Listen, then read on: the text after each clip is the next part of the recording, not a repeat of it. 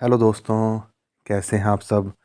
उम्मीद करता हूँ आप सभी अच्छे होंगे, सेहतमंद होंगे। तो स्वागत है आपका आपके अपने यूट्यूब चैनल ज्ञान ही ज्ञान पर। चैनल पर आने के लिए आपका बहुत बहुत शुक्रिया।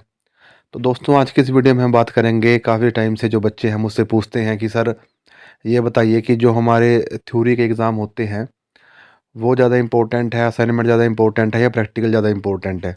तो इसके बारे में थोड़ी बात करेंगे। आप वीडियो को लाइक और शेयर कीजिए, चैनल को सब्सक्राइब कीजिए ताकि सभी लेटेस्ट अपडेट आपको मिलें, क्योंकि राइट टाइम पे राइट इन्फॉर्मेशन आपको तभी मिलेगी जब आप चैनल को सब्सक्राइब करके नोटिफिकेशन ऑन करोगे। ठीक है ना।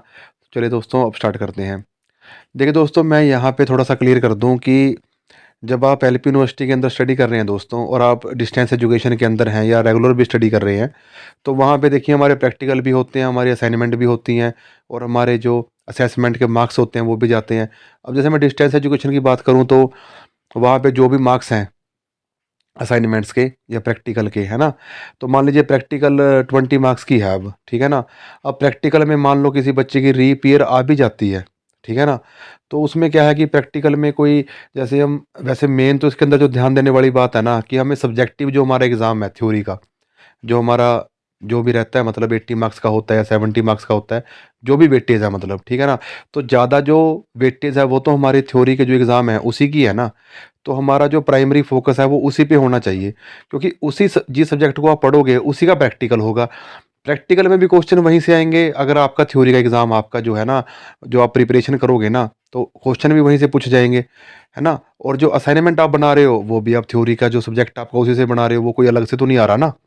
आपसे जो क्वेश्चन पूछे गए हैं असाइनमेंट के अंदर, वो असाइनमेंट भी तो उसी में से बनी है, सिलेबस में से, जो आपका उस सेमेस्टर का जो सिलेबस है उससे ही। तो जो हमारा मेजर जो फोकस जो हमें करना है, मतलब जो हमारा मेन जो है उसके अंदर, है ना, जो रूट है, वो तो हमारा जो थ्योरेटिकल जो सब्जेक्ट है, थ्योरेटिकल वही है ना। उसी में से प्रैक्टिकल बन रहा है। अगर उस सब्जेक्ट का प्रैक्टिकल अगर है, ठीक है, तो उसी में से क्वेश्चन बनेंगे, है ना।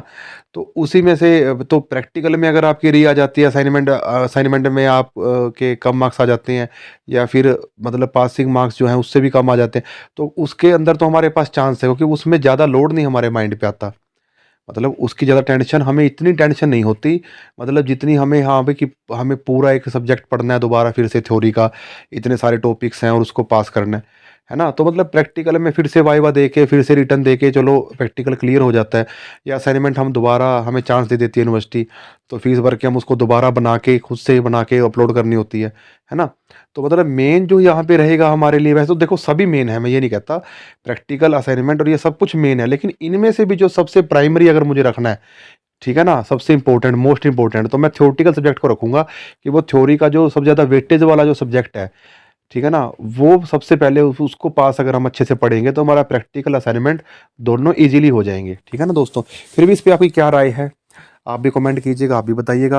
बाकी सभी मेरे सोशल मीडिया लिंक जो है ना वो डिस्क्रिप्शन बॉक्स में है, तो मुझे फॉलो कर लीजिएगा। फिर मिलूंगा एक नई वीडियो में, तब तक के लिए बाय।